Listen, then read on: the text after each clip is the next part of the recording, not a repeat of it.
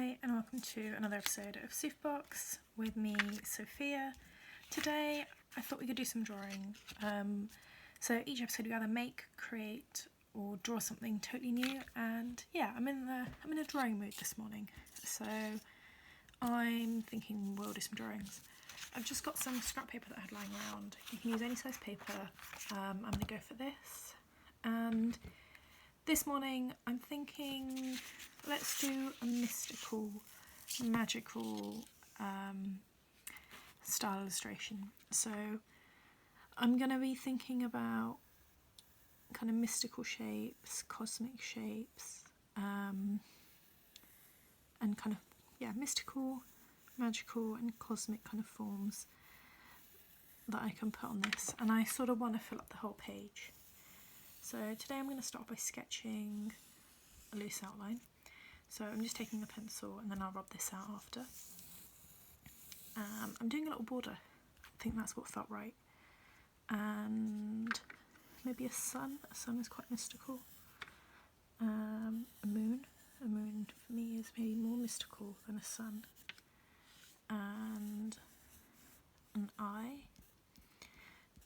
So yeah, maybe a couple of eyes, 2 eyes.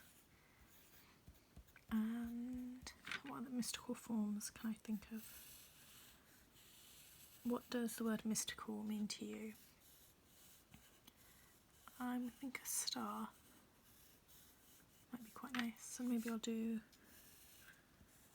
a different type of star here. On this kind of mystical card, or this mystical illustration, I think I'm going to put forms that I kind of want things to manifest from. So I'm going to draw my arm here. So I'm sort of reaching out for that star. I'm reaching out for the moon and the sun. Maybe mystical, something of a journey. This could be a nice journey shape here. And again, I'm just sketching and I'm thinking about these sort of forms that feel magical to me. Do you know those cheese plants that you get? I don't know what their name is, but you get these little cheese plants in an office, and I love them, but I can never draw them. So that's my attempt at a cheese plant. Maybe one of these, just another star here. What other kind of mystical forms are there? So I was looking back in my notebook. So this is an old sketchbook that I managed to fill up, because I rarely feel like I finish sketchbooks, but I managed to fill this up. And I was looking through this for some inspiration, and I came across this, and that's what kind of inspired the mystical, magical form. This looks quite nice. So sometimes if you keep sketchbooks where you just sort of free thought and decide, oh, crystal ball, that's a great idea, let's put that in. Yeah, sometimes if you keep a sketchbook as some sort of free thought sketches and stuff, and then go back and revisit it after a while. So I haven't looked at that sketchbook for a really long time, and I looked at it this morning while I was trying to think of something for Soof Box, and yeah, the idea from something mystical and magical came up, and now I'm thinking some nice sort of diamonds. So there's lots of ways of dumping down ideas, letting them kind of stew and sowing them almost like in the soil, or planting them in a sketchbook and then leaving that sketchbook. So they kind of, you know, when you cook and you leave something to boil, sort of like that. And then you come back to it and then it surprises you just as much as it would someone seeing it for the first time. Because that's what I think it feels like when I look back at old sketchbooks. I forget what's in there. So this is my main sort of illustration of my guide. I'm now going to think about what materials I'm going to use. I've got some coloured pencils here, so I might use those actually. And I think I'm going to use a highlighter. So I'm just going to grab my highlighter pens, which are here. So I've got this nice neon yellow. And I'm going to start colouring in some of the forms. I'm going to be careful of trying not to go around the the pencil markings, because I find that quite hard to rub out sometimes if I've drawn on top of it, and then it just sort of smudges. But I think that's because I use quite like a 4B pencil, whereas if you use a harder pencil like a HB or I don't know, a 1H, 2H, they don't smudge as much. So H stands for hardness, I think, and B stands for boldness. So I'm just colouring this in, colouring in the forms, and I'm going to colour this on. I really love these kind of neon colours because your printer can't print these. You can't really find them anywhere in the world apart from the ink from this pen or the kind of special neon kind of style that you get from like acetate or perspex or something like that. I find them really, the colours are just so rich. Let me colour this in. And I'm going to colour this in, and then I might rub out so there's only just faint lines left, and just see. So this is what I mean about the smudging here. Okay, how does that look? What are you up to today? How are you spending? Are we still in lockdown or not? Because I am at the moment. I record these kind of in a batch and then sort of release them out. So I'm currently still in lockdown. But I don't know if we are when I share this. If we're not, what are you doing? How are you celebrating the lack of lockdown? Yeah, that looks really nice. The unrubbed line. Oh. So I normally have a bigger rubber, but I can't seem to find it, so I'm just using the one on the back of my pencil today. I got this pencil in like a Lucky Dip bag, and they're called Blackwing pencils. They're super pricey for what they are, and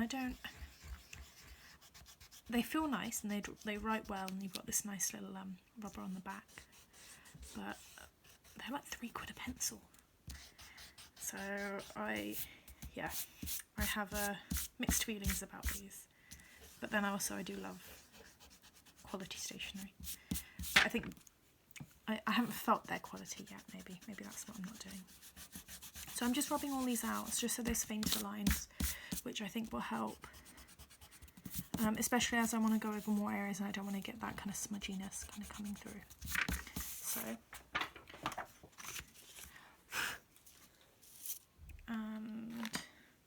this is it. So I'm just going to go and I'm going to do the moon again, and I might do one more rubbing out session right at the very end. Maybe the eye.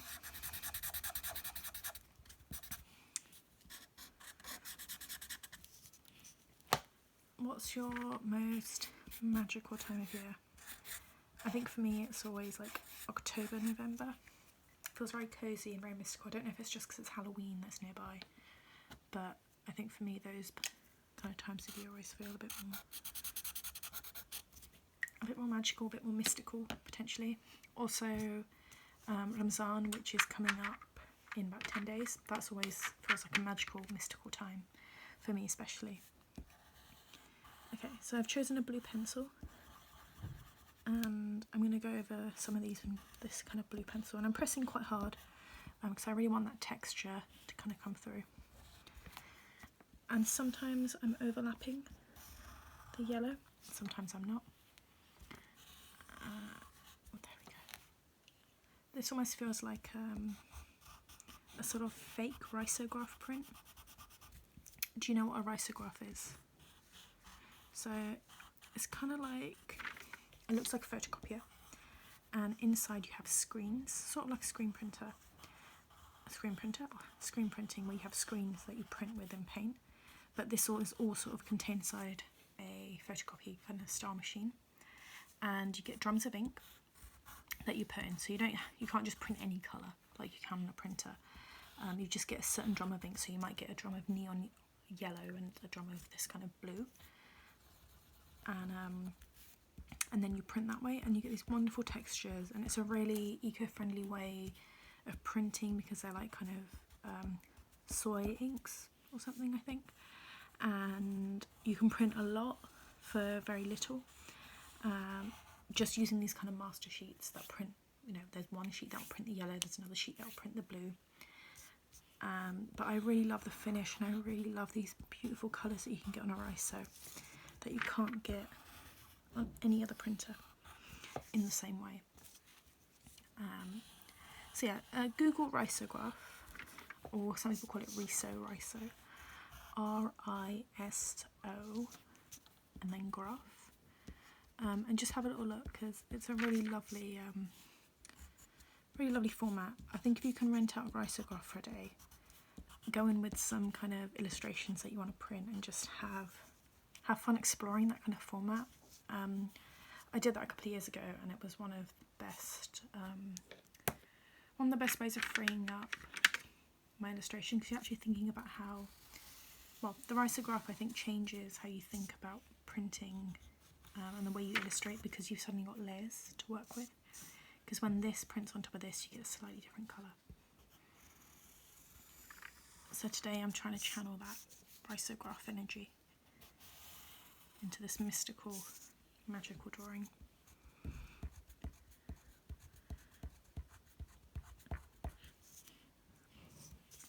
Just thinking about other little things I can add. This pencil is sharper, so I've jumped to this one. And it's just a slightly different shade. So I'm just going to pull this out of my magical crystal ball. I did have that wave coming through. I don't know whether to bring that back. Maybe I will.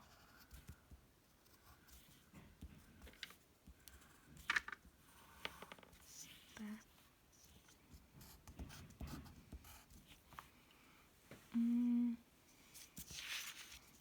I'm not sure whether to colour it. I'm gonna try, why not? Today's a day of trying. Sometimes when you're at this stage of illustrating and you make a big bold decision, it can either disrupt it, or it can just make everything sing and really bring it into its own. So I hope this isn't disruption and this is more singing. I've always wanted my own art show, so I feel really excited, and I really love doing these. So I wake up in the morning, I balance my phone on a teacup or my reusable coffee cup, and I just record some of these based on what I'm feeling and what I want to show and what I want to share. And they're just really fun. I hope you like them too. I hope that these are kind of things that you can make, create and draw along with me. I don't think that ruined it too much. I'm not sure how you feel about it, but yeah, for me it's not looking terrible. Okay, so I'm kind of happy with that print. I don't think there's anything else I particularly want to add to it. Might just sign my name in the corner. I think there's something very nice about signing your name on a piece. It just makes, it's like a little ritual at the end. So today we made a mystical, magical inspired illustration, and we thought about mystical, magical forms. I'd like you to do the same. You can use as many colours as you like, but today it's all about the form, and it's all about communicating mystical magicalness just with the imagery that we're using. So your Soof Box challenge is to create your own mystical, magical illustration. You can do any size, any form, but think about how you communicate something just with the visuals. No words, just visuals.